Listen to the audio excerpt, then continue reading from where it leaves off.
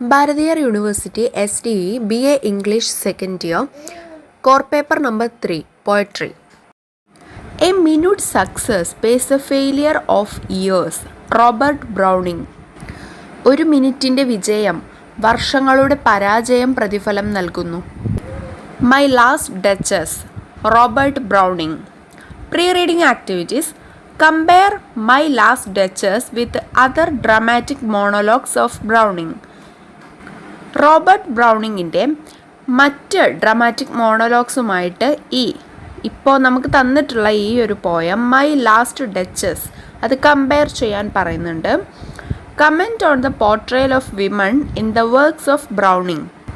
ബ്രൗണിങ്ങിൻ്റെ വർക്ക്സിലുള്ള വുമണിനെ സ്ത്രീകളെ എങ്ങനെയാണ് ചിത്രീകരിച്ചിരിക്കുന്നത് എന്ന് നമ്മളോട് ചോദിക്കുകയാണ്. Introduction. A poem like My Last Duchess calculatedly engages its readers on a psychological level. Browning forces his reader to become involved in the poem in order to understand it, and this adds to the fun of reading his work. It also forces the reader to question his or her own response to the subject portrayed and the method of its portrayal. അപ്പം my last duchess പോലുള്ള ഇത്തരത്തിലുള്ളൊരു കവിത റീഡേഴ്സിനെ വായനക്കാരെ മനഃശാസ്ത്രപരമായിട്ടുള്ള തലത്തിൽ എത്തിക്കുന്നു. ഈ poem മനസ്സിലാക്കുന്നതിനായി Browning തൻ്റെ വായനക്കാരെ അതിൽ ഉൾപ്പെടാൻ നിർബന്ധിക്കുന്നു. ഇത് അദ്ദേഹത്തിൻ്റെ കൃതികളുടെ വായനയെ രസകരമാക്കുന്നു. ചിത്രീകരിക്കപ്പെട്ട വിഷയത്തോടും ചിത്രീകരണ രീതിയോടും ഉള്ള സ്വന്തം പ്രതികരണത്തെ ചോദ്യം ചെയ്യാൻ വായനക്കാരനെ പ്രേരിപ്പിക്കുന്നു. അപ്പോൾ ഇനി ഡ്രാമാറ്റിക് മോണോലോഗ് എന്താണ് എന്നുള്ളത് പറഞ്ഞിട്ടുണ്ട്. A dramatic monologue is a type of poem favoured by many poets in the Victorian period in which a character in fiction or in history delivers a speech explaining his or her feelings, actions or motives. The monologue is usually directed toward a silent audience, with the speaker's words influenced by a critical situation. An example of a dramatic monologue exists in My Last Duchess by Robert Browning, when a duke speaks to an emissary of his way. യുലിസസിൻ്റെ ആ ഒരു chapter പറഞ്ഞ സമയത്തും dramatic monologue എന്നുള്ള ഒരു word പറഞ്ഞിട്ടുണ്ടായിരുന്നു അവിടെ. അപ്പോൾ അതെന്താണെന്നുള്ളത് ഇവിടെ ഡീറ്റെയിൽ ആയിട്ട് തന്നെ കൊടുത്തിട്ടുണ്ട്. എന്താ നോക്കാം. ഡ്രാമാറ്റിക് മോണോലോഗ് എന്നത് വിക്ടോറിയൻ കാലഘട്ടത്തിൽ പല കവികളും ഇഷ്ടപ്പെട്ടിരുന്ന ഒരു തരം കവിതയാണ്. അതിൽ ഫിക്ഷനിലെയോ അല്ലെങ്കിൽ ചരിത്രത്തിലെയോ ഒരു കഥാപാത്രം തൻ്റെ വികാരങ്ങളോ അല്ലെങ്കിൽ പ്രവർത്തനങ്ങളോ അല്ലെങ്കിൽ മോട്ടീവ്സ് ഉദ്ദേശങ്ങളോ വിശദീകരിക്കുന്ന ഒരു പ്രസംഗം നടത്തുന്നു. മോണോലോഗ് സാധാരണയായി ഒരു നിശബ്ദ പ്രേക്ഷകനിലേക്കാണ് നയിക്കുന്നത്. സ്പീക്കറുടെ വാക്കുകൾ ഒരു നിർണായക സാഹചര്യത്തെ സ്വാധീനിക്കുന്നു. ഡ്രാമാറ്റിക് മോണോലോഗിൻ്റെ നിലനിൽക്കുന്നതിൽ ഉള്ള ഒരു എക്സാമ്പിളാണ് റോബർട്ട് ബ്രൗണിങ്ങിൻ്റെ മൈ ലാസ്റ്റ് ഡച്ചസ്. അതിൽ ഒരു ഡ്യൂക്ക് തൻ്റെ വഴിയിലുള്ള ഒരു ദൂതനോട് സംസാരിക്കുന്നതായിട്ടാണ്. എമിസറി ദൂതൻ. അപ്പോൾ സിമ്പിളായിട്ട് ഡ്രാമാറ്റിക് മോണോലോഗ് എന്ന് പറഞ്ഞാൽ എന്താണെന്ന് വെച്ചാൽ ഒരു സ്പീക്കർ മാത്രം സംസാരിക്കുന്നതാണ്. അത് കേൾക്കുന്ന ആൾ അത് സൈലൻ്റ് ആണ്. അത് മേ ബി ഓഡിയൻസ്, അത് മേ ബി വായനക്കാരാകാം, അല്ലെങ്കിൽ മറ്റൊരാളാവാം, അവിടെ തന്നെ ഉള്ള ഒരാളാവാം. പക്ഷെ ആ ആൾ സൈലൻ്റ് ആണ്. ഈ പറയുന്ന ആൾ അയാളുടെ ഫീലിങ്സ് അല്ലെങ്കിൽ അയാളുടെ പ്രവൃത്തികൾ അല്ലെങ്കിൽ അയാളുടെ ഉദ്ദേശങ്ങളൊക്കെയാണ് പറയുക. അപ്പോൾ ഇതാണ് dramatic monologue. Objectives. After reading this chapter you will be able to know more about Robert Browning's interest in giving life to a character. Robert ബ്രൗണിങ്ങിൻ്റെ ഒരു ക്യാരക്ടറിന് ലൈഫ് കൊടുക്കുന്നതിലുള്ള ഇൻട്രസ്റ്റ് നിങ്ങൾക്ക് ഈ ഒരു ചാപ്റ്റർ വായിക്കുന്നതിലൂടെ മനസ്സിലാക്കാൻ കഴിയും. Know more about Robert Browning as a master of an art of representing the inner side of human beings, the mental and moral qualities. മനുഷ്യരുടെ ആന്തരിക വശം, മാനസികവും ധാർമ്മികവുമായ ഗുണങ്ങളെ പ്രതിനിധീകരിക്കുന്ന കലയുടെ മാസ്റ്റർ എന്ന നിലയിൽ റോബർട്ട് ബ്രൗണിനെ കുറിച്ച് കൂടുതൽ അറിയുക. അപ്പോൾ next about the author. Browning was born in Camberwell, a suburb of London, England on 7 May 1812, the first son of Robert and Sarah Anna Browning. His father was a man of both fine intellect and character, who worked as a well-paid clerk for the Bank of England. In childhood, he was distinguished by a love of poetry and natural history. By 12, he had written a book of poetry which he later destroyed when no publisher could be found. After attending several private schools, he began to be educated by a tutor, having demonstrated a strong dislike for institutionalized education. അപ്പോൾ 1812 May 7 ഇംഗ്ലണ്ടിലെ ക്യാമ്പർവെൽ ഒരു suburb of ലണ്ടനാണ്. അവിടെ റോബർട്ടിൻ്റെയും Sara അന്ന ബ്രൗണിങ്ങിൻ്റെയും ആദ്യത്തെ മകനായി ജനിച്ചു. Suburb പ്രാന്തപ്രദേശം. അദ്ദേഹത്തിൻ്റെ പിതാവ് മികച്ച ബുദ്ധിയും സ്വഭാവവുമുള്ള ആളായിരുന്നു. അദ്ദേഹം ബാങ്ക് ഓഫ് ഇംഗ്ലണ്ടിൽ നല്ല സാലറി ഉള്ള ഒരു ക്ലർക്കായിട്ട് വർക്ക് ചെയ്തു. അതായത് അച്ഛനാണ്. കുട്ടിക്കാലത്ത് കവിതകളോടും പ്രകൃതി ചരിത്രത്തോടും അദ്ദേഹത്തിൻ്റെ ഇഷ്ടം കാരണം അദ്ദേഹം വ്യത്യസ്തനായിരുന്നു. ഡിസ്റ്റിങ്വിഷ്ഡ് വ്യത്യസ്തം അല്ലെങ്കിൽ വേർതിരിച്ചു.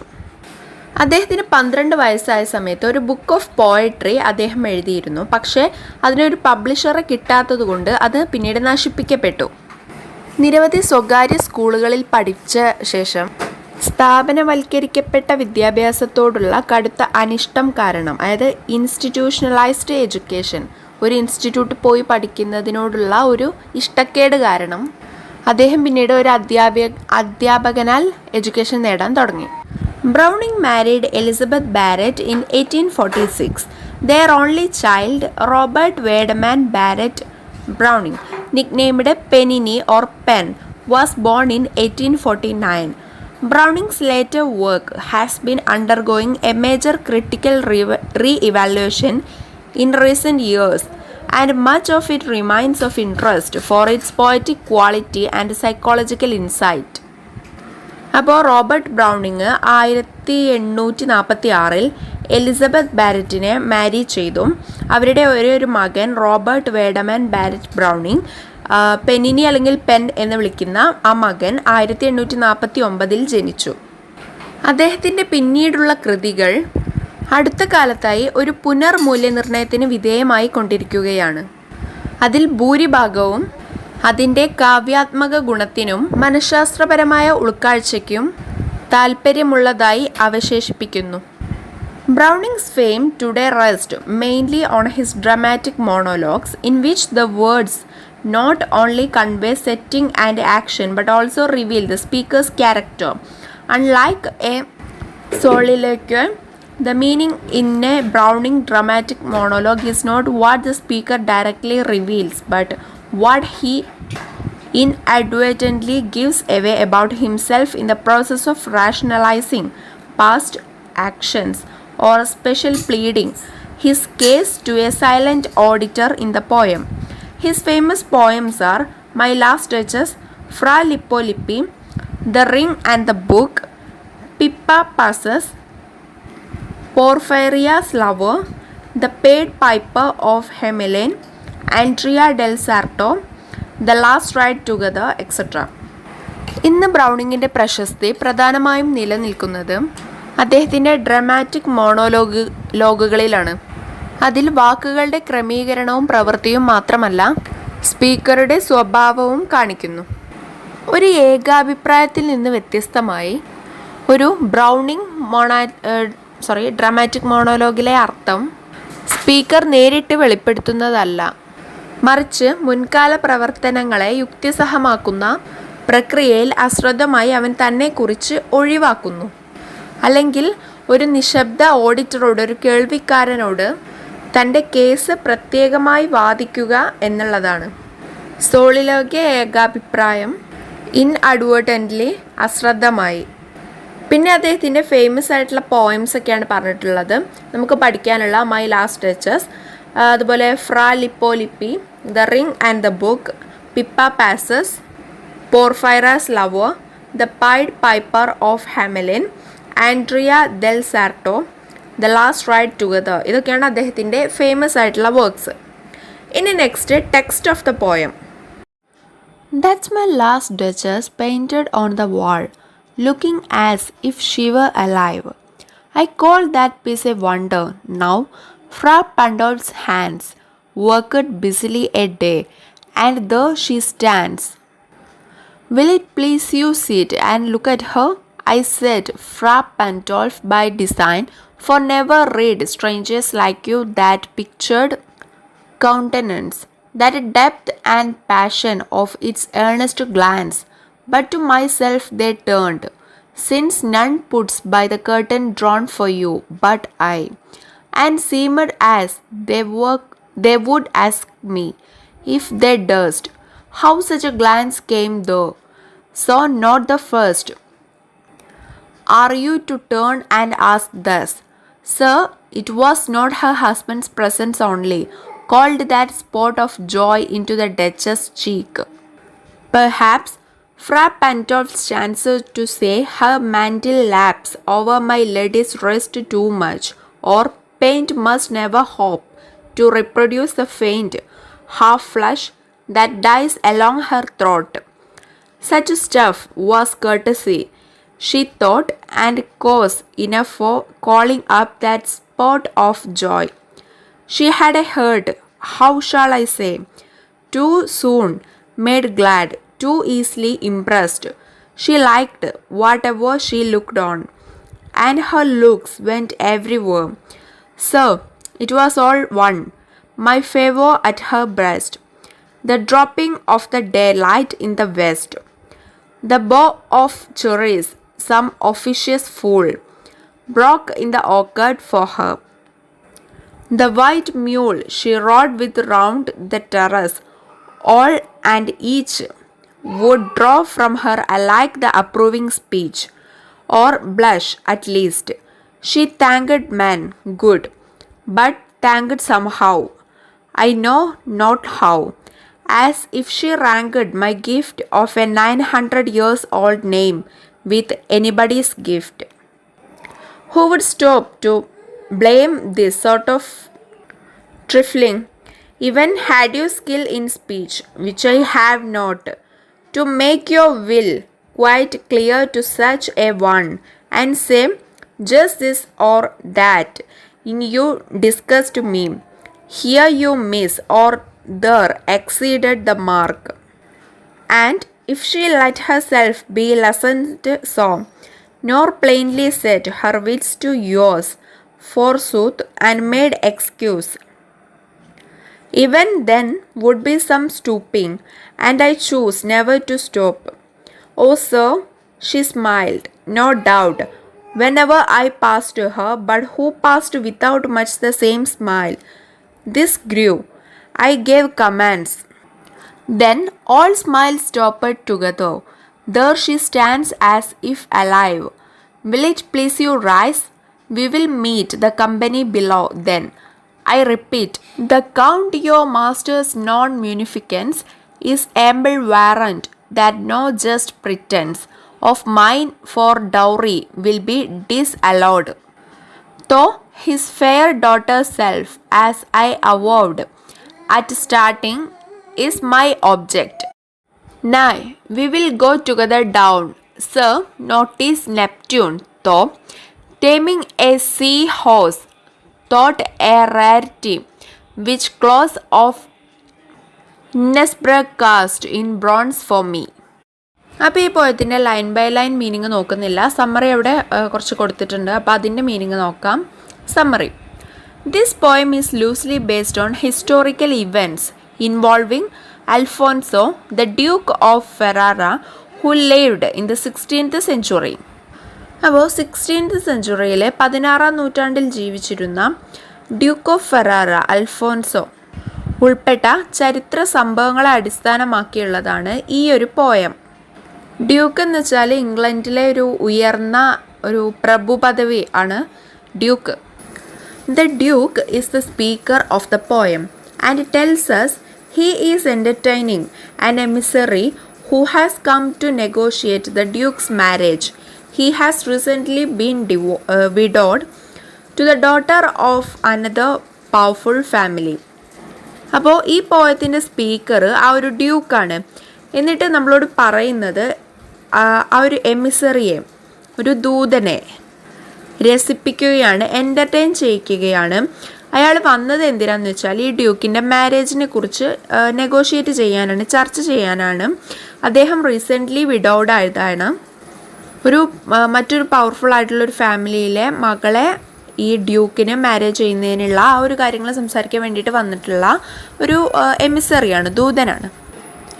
As he shows the visitor through his palace, he stops before a portrait of the late Duchess, apparently a young and lovely girl. ആ വിസിറ്ററെ അവൻ തൻ്റെ പാലസ് കാണിച്ചുകൊണ്ടിരുന്ന സമയത്ത് അന്തരിച്ച ഡച്ചസിൻ്റെ പോർട്രേറ്റിന് മുന്നിൽ, ചിത്രത്തിന് മുന്നിൽ അദ്ദേഹം നിന്നു. പ്രത്യക്ഷത്തിൽ അവരൊരു യങ് ആൻഡ് ലവ്ലി ഗേൾ ആണ്. അപ്പാരൻ്റ്ലി പ്രത്യക്ഷത്തിൽ. ഡച്ചസ് എന്ന് വെച്ചാൽ പ്രഭുപത്നി. The Duke begins reminiscing about the portrait sessions, then about the Duchess herself. അപ്പോൾ ആ ഡ്യൂക്ക് ആ പോർട്രേറ്റ് സെഷനെ കുറിച്ച്, അതായത് ആ ഒരു ചിത്രം വരയ്ക്കുന്ന ആ ഒരു സമയത്തെക്കുറിച്ചും അതുപോലെ ആ ഡച്ചസിനെ കുറിച്ചും ചിന്തിക്കാൻ തുടങ്ങി. റെമിനിസിങ്, ഓർമ്മിക്കുക. His musings gives way to a diatribe on her disgraceful behavior. He claims she flirted with everyone and did not appreciate his gift of a 900 years old name. അവളുടെ നിന്ദ്യമായ പെരുമാറ്റത്തെക്കുറിച്ച് അവൻ്റെ ചിന്തകൾ ഒരു ഡയട്രൈബിലേക്ക് വഴിമാറുന്നു. അവൾ എല്ലാവരുമായും ശൃംഗരിക്കുകയായിരുന്നു എന്നും തൻ്റെ 900 വർഷം പഴക്കമുള്ള പേരിൻ്റെ സമ്മാനം അവൾ വിലമതിച്ചില്ല എന്നും അദ്ദേഹം അവകാശപ്പെടുന്നു. മ്യൂസിങ്സ് വേർഡ് മീനിങ് ചിന്തകൾ, ഡയട്രൈബ് അധിക്ഷേപം. As his monologue continues, the reader realizes with ever more chilling certainty that the Duke in fact caused the Duchess's early demise. When her behavior escalated, he gave commands. Then all smiles stopped together. അദ്ദേഹത്തിൻ്റെ monologue തുടരുമ്പോൾ ഡച്ചസിൻ്റെ ആദ്യകാല വിയോഗത്തിന്, നേരത്തെയുള്ള ഒരു വിയോഗത്തിന് Duke കാരണമായി എന്ന് വായനക്കാരൻ മനസ്സിലാക്കുന്നു. അവളുടെ പെരുമാറ്റം വർദ്ധിച്ചപ്പോൾ അവൻ കൽപ്പനകൾ നൽകി. അപ്പോൾ എല്ലാ പുഞ്ചിരികളും നിന്നു. ആ പോയത്തിലുള്ള ഒരു ലൈനാണ് gave commands then all smile stopped together എന്നുള്ളത്. അപ്പോൾ അതിൽ നിന്നും വായനക്കാർക്ക് മനസ്സിലാക്കാൻ പറ്റുന്നത് ആ ഡച്ചസിൻ്റെ നേരത്തെയുള്ള മരണത്തിന് കാരണം ആ ഡ്യൂക്കാണ് എന്നുള്ളതാണ്. ഡിമൈസ് വേർഡ് മീനിങ് വിയോഗം. എസ്കലേറ്റഡ് വർദ്ധിച്ചു. Having made this disclosure, the Duke returns to the business at hand, arranging for another marriage with another young girl. ഈ വെളിപ്പെടുത്തൽ നടത്തിയ ശേഷം ഡ്യൂക്ക് ബിസിനസ്സിലേക്ക് മടങ്ങുന്നു. ആ ബിസിനസ് എന്താണെന്ന് വെച്ചാൽ മറ്റൊരു പെൺകുട്ടിയുമായി മറ്റൊരു വിവാഹം. ഡിസ്ക്ലോഷർ, വെളിപ്പെടുത്തൽ.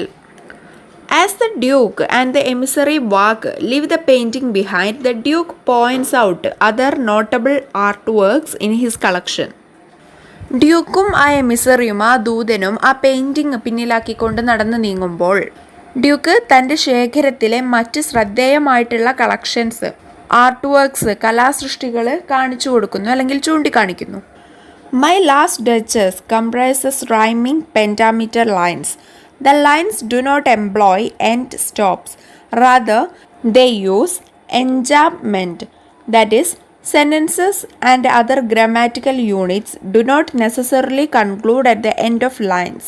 Consequently, the rhymes do not create a sense of closure when they come, but rather remain a subtle driving force behind the Duke's compulsive revelations. The Duke is quite a performer.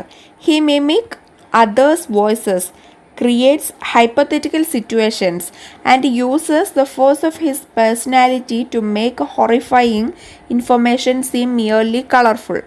Indeed, the poem provides a classic example of a dramatic monologue. The speaker is clearly distinct from the poet. An audience is suggested but never appears in the poem. And the revelation of the Duke's character is the poem's primary aim. അപ്പം my last duchess എന്നുള്ള ഈ ഒരു poem rhyming പെൻറ്റാമീറ്റർ lines ഉൾക്കൊള്ളുന്നു. ഈ വരികളിലൊന്നും end stop, ആ വരി stop ചെയ്യുന്ന ആ ഒരു എൻഡിൽ ഒരു സ്റ്റോപ്പായിട്ട് ഉപയോഗിക്കുന്നില്ല. അതായത് എല്ലാ വരിയും നോക്കിയാൽ നമുക്ക് മനസ്സിലാവും ഒരു ഫുൾ സ്റ്റോപ്പ് അല്ലെങ്കിൽ ഒരു ലൈനിൻ്റെ സ്റ്റോപ്പ് എന്ന നിലയ്ക്ക് ഇതിലേത് വരിയും ഇല്ല. അപ്പോൾ അങ്ങനെ സ്റ്റോപ്പ് എന്ന് ഉപയോഗിക്കുന്നതിന് പകരമായിട്ട് എൻചാപ്മെൻ്റ് ആണ് യൂസ് ചെയ്തിട്ടുള്ളത്. അപ്പോൾ അതെന്താണ് എന്ന് പറയുന്നുണ്ട്. വാക്യങ്ങളും മറ്റ് വ്യാകരണ യൂണിറ്റുകളും വരിയുടെ അവസാനത്തിൽ അവസാനിപ്പിക്കേണ്ടതില്ല. ഇതാണ് എൻചാപ്മെൻറ്റ്. തൽഫലമായി കോൺസിക്വൻ്റ്ലി റൈമുകൾ വരുമ്പോൾ അവ അടഞ്ഞു പോകും എന്ന തോന്നൽ സൃഷ്ടിക്കുന്നില്ല. പകരം ഡ്യൂക്കിൻ്റെ നിർബന്ധിത വെളിപ്പെടുത്തലുകൾക്ക് പിന്നിലെ സൂക്ഷ്മമായ പ്രേരക ശക്തിയായി തുടരുന്നു. സബ്റ്റിൽ ഡ്രൈവിംഗ് ഫോഴ്സ്, സൂക്ഷ്മമായ ചാലകശക്തി. റെവലേഷൻസ്, വെളിപ്പെടുത്തലുകൾ. ഡ്യൂക്ക് തികച്ചും ഒരു പെർഫോമറാണ്. അവൻ മറ്റുള്ളവരുടെ ശബ്ദങ്ങൾ അനുകരിക്കുന്നു, സാങ്കല്പിക സാഹചര്യങ്ങൾ സൃഷ്ടിക്കുന്നു, ഭയപ്പെടുത്തുന്ന വിവരണങ്ങൾ കേവലം വർണ്ണാഭമായതായി തോന്നിപ്പിക്കുന്നതിന് തൻ്റെ വ്യക്തിത്വത്തിൻ്റെ ശക്തി ഉപയോഗിക്കുന്നു. ഹൈപ്പോത്തറ്റിക്കൽ വേർഡ് മീനിങ് സാങ്കല്പികമായ, ഹൊറിഫയിങ് ഭയാനകരമായ. ഇൻഡീഡ്, തീർച്ചയായും ഈ ഒരു പോയം ഡ്രമാറ്റിക് മോണോലോഗിൻ്റെ ഒരു മികച്ച എക്സാമ്പിൾ, ഒരു മികച്ച ഉദാഹരണം നൽകുന്നു. പ്രഭാഷകൻ, സ്പീക്കർ കവിതയിൽ നിന്നും വ്യത്യസ്തമാണ്, അത് ക്ലിയറാണ്. ഇവിടെ ഒരു ഓഡിയൻസിനെ, ഒരു പ്രേക്ഷകനെ നിർദ്ദേശിക്കുന്നുണ്ട്, പക്ഷേ ഇത് ഈ കവിതയിൽ വ്യക്തമല്ല. അതായത് അങ്ങനെ ഒരു ഓഡിയൻസ് ആ കവിതയിൽ പ്രത്യക്ഷപ്പെടുന്നില്ല. ഡ്യൂക്കിൻ്റെ ക്യാരക്ടറിൻ്റെ ആ റെവലേഷൻസാണ്, ആ വെളിപ്പെടുത്തലുകളാണ് ഈ പോയത്തിൻ്റെ പ്രൈമറി എയിം, പ്രാഥമിക ലക്ഷ്യം. The specific historical setting of the poem harbors much significance. The Italian Renaissance held a particular fascination for Browning and his contemporaries, for it represented the flowering of the aesthetic and the human alongside, or in some cases, in the place of the religious and the moral. Thus, the temporal setting allows Browning to again explore sex, violence, and aesthetics as all entangled, complicating, and confusing each other. The lushness of the language belies the fact that the Duchess was punished for her natural sexuality. The Duke's raving suggests that most of the supposed transgressions took place only in his mind. Like some of Browning's fellow Victorians, the Duke sees sin lurking in every corner. The Renaissance was a time when morally dissolute men like the Duke exercised absolute power, and as such, it is a fascinating study for the Victorians. Works like this imply that surely a time that produced magnificent art like the Duchess's portrait couldn't have been entirely evil in its allocation of societal control, even though it put men like the Duke in power. അപ്പോൾ ഈ പോയത്തിൻ്റെ പ്രത്യേക ചരിത്ര പശ്ചാത്തലം, ഈ ഒരു പോയത്തിൽ പ്രത്യേകമായിട്ടുള്ള ഒരു significance ഉണ്ട്. ഇറ്റാലിയൻ റീനേസൻസ്, ഇറ്റാലിയൻ നവോത്ഥാനം ബ്രൗണിങ്ങിനും അദ്ദേഹത്തിൻ്റെ സമകാലികർക്കും ഒരു പ്രത്യേക ആകർഷണം നൽകി. കാരണം അത് സൗന്ദര്യാത്മകവും മനുഷ്യനും ചേർന്ന് പൂക്കുന്നതിനെ പ്രതിനിധീകരിക്കുന്നു, അല്ലെങ്കിൽ ചില സന്ദർഭങ്ങളിൽ മതപരമായും ധാർമ്മികവുമായ സ്ഥാനത്ത്.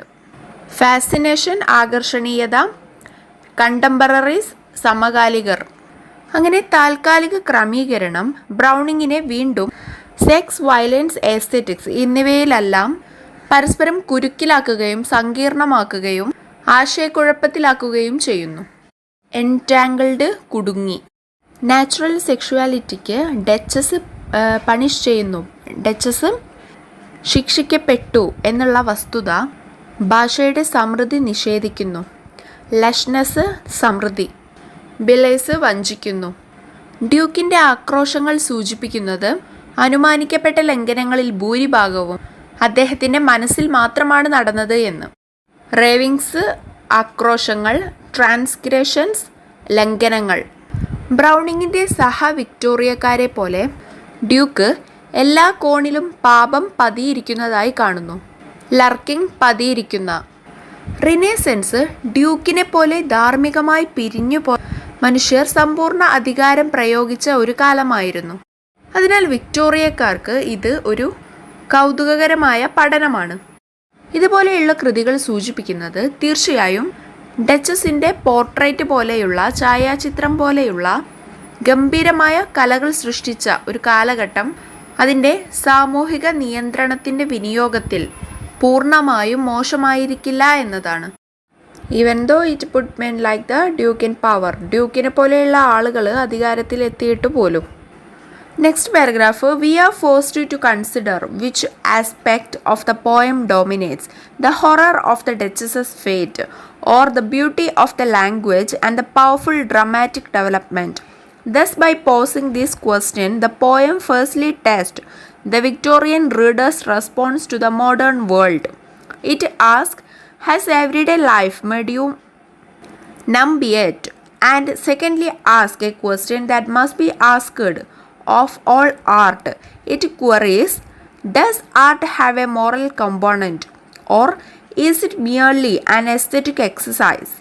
In this latter considerations, Browning prefigures writers like Charles Baudelaire and Oscar Wilde. ഈ പോയത്തിൻ്റെ ഏത് വശമാണ് ആധിപത്യം പുലർത്തുന്നത് എന്നുള്ളത് പരിഗണിക്കാൻ ഞങ്ങൾ നിർബന്ധിതരാകുന്നു. ഡച്ചസിൻ്റെ വിധിയുടെ ഭീകരത, അതോ ഭാഷയുടെ സൗന്ദര്യവും ശക്തമായ നാടകീയ വികാസമോ? അങ്ങനെ ഒരു ചോദ്യം ഉന്നയിക്കുന്നതിലൂടെ പോയം ആദ്യം ആധുനിക ലോകത്തോടുള്ള വിക്ടോറിയൻ വായനക്കാരൻ്റെ പ്രതികരണത്തെ പരീക്ഷിക്കുന്നു. അത് ചോദിക്കുന്നു, ദൈനംദിന ജീവിതം നിങ്ങളെ ഇതുവരെ തളർത്തിയിട്ടുണ്ടോ? നമ്പ്, മരവിപ്പ്, തളർച്ച.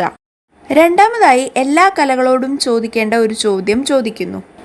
കലയ്ക്ക് ഒരു ധാർമ്മിക ഘടകമുണ്ടോ, അതോ കേവലം ഒരു സൗന്ദര്യാത്മക ഉദ്ധരണിയാണോ എന്ന് അത് ചോദിക്കുന്നു. ഈ പിന്നീടുള്ള പരിഗണനകളിൽ ബ്രൗണിൻ, ചാൾസ് ബോഡ്ലെയർ, ഓസ്കാർ വൈൽഡ് തുടങ്ങിയ എഴുത്തുകാരെ മുൻനിർത്തി. അപ്പോൾ next recap. Browning was born in Camberwell, a suburb of London, England on 7 May 1812.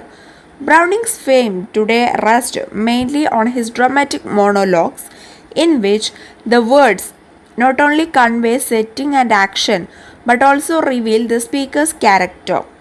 His famous poems are My Last Duchess, Fra Lippo-Lippi, The Ring and the Book, Pippa Passes, Porphyra's Lover, The Pied Piper of Hamelin, Andrea del Sarto, The Last Ride Together, etc.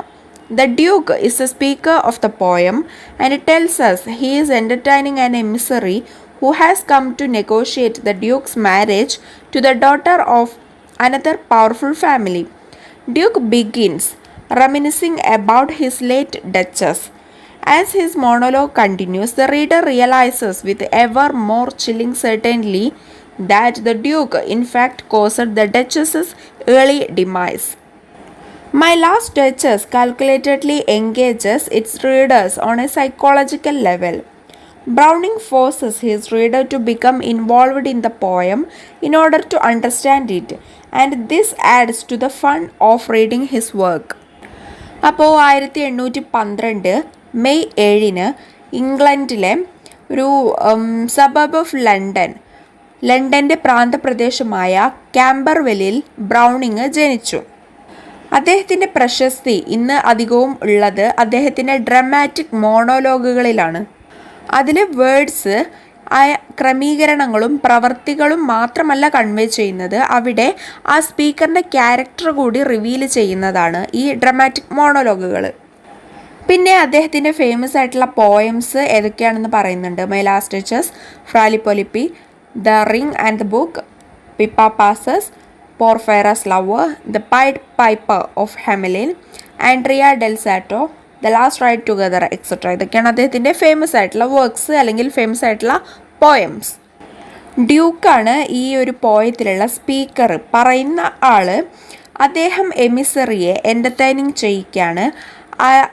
ആ എമിസറി ഡ്യൂക്കിൻ്റെ marriage മറ്റൊരു powerful ഫാമിലിയിലെ മകളുമായിട്ട് നടത്തുന്നതിനെ കുറിച്ചുള്ള ഒരു ചർച്ചയ്ക്ക് വേണ്ടിയിട്ട് വന്നിട്ടുള്ള ആളാണ് ആ ഒരു എമിസറി. അപ്പോൾ അയാളെ എൻ്റർടൈനിങ് ചെയ്യുകയാണ് ഈ ഡ്യൂക്ക്. പിന്നെ ഡ്യൂക്ക് അദ്ദേഹത്തിൻ്റെ മരിച്ചുപോയ ഡച്ചസിനെ കുറിച്ച് ആലോചിക്കാൻ തുടങ്ങുകയാണ്.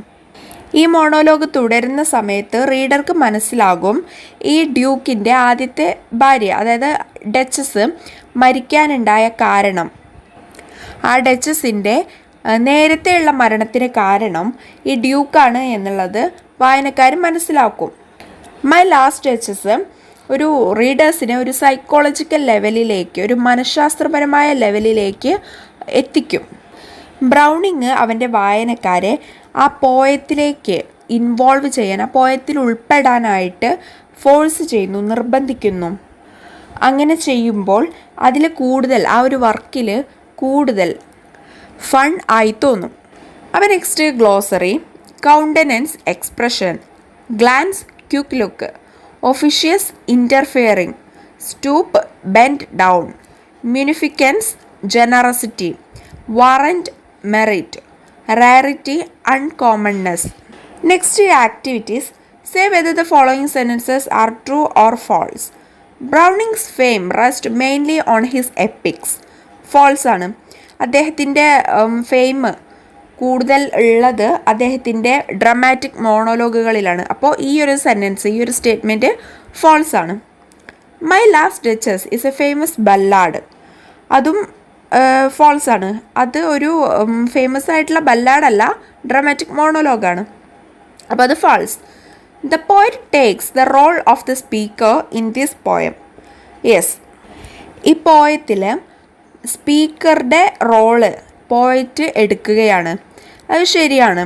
കാരണം പോയറ്റ് പറയുന്നത് സ്പീക്കർ പറയുന്ന പോലെ തന്നെയാണ് ആ ഒരു പോയത്തിലുള്ളത്. അപ്പോൾ അത് ട്രൂ ആണ്. The Italian Renaissance held a particular fascination for Browning. അതും ശരിയാണ്. അത് ഒരു ഭാഗത്ത് പറഞ്ഞിട്ടുണ്ട് സമ്മറിയിൽ. അപ്പോൾ next, my last duchess comprises rhyming pentameter lines. അതും ട്രൂ ആണ്. Next model questions. Answer the following in a sentence or two. What is the duke arranging in my last duchess? Duke arrange ചെയ്യുന്നത് എന്താണ്? Duke അദ്ദേഹത്തിൻ്റെ മാരേജാണ് arrange ചെയ്യുന്നത്. Who is the duke speaking to? ആരോടാണ് duke സംസാരിക്കുന്നത്? ഒരു എമിസറിയുമായിട്ട്, അദ്ദേഹത്തിൻ്റെ marriage ചർച്ച ചെയ്യാൻ വന്ന എമിസറിയുമായിട്ടാണ് ഡ്യൂക്ക് സംസാരിക്കുന്നത്, ദൂതനുമായിട്ട്. Then all smile stopped together.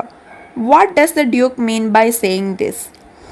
പിന്നെ എല്ലാ ചിരികളും, എല്ലാ പുഞ്ചിരികളും ഒരുമിച്ച് നിന്നു. ഇതിലൂടെ എന്താണ് അർത്ഥമാക്കിയത് എന്ന് അത് പറഞ്ഞിട്ടുണ്ട്.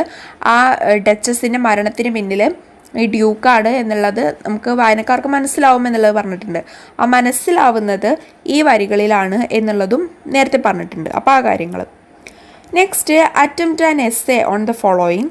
How does the Duke describe his late duchess? എങ്ങനെയാണ് മരിച്ചിട്ടുള്ള തൻ്റെ ഭാര്യയെ ഡ്യൂക്ക് ഡിസ്ക്രൈബ് ചെയ്യുന്നത്, വിവരിക്കുന്നത്? അത് പറഞ്ഞിട്ടുണ്ട്. ഒരു ഫ്ലേർട്ട് ചെയ്യുന്ന ആളായിരുന്നു, അങ്ങനെയൊക്കെ.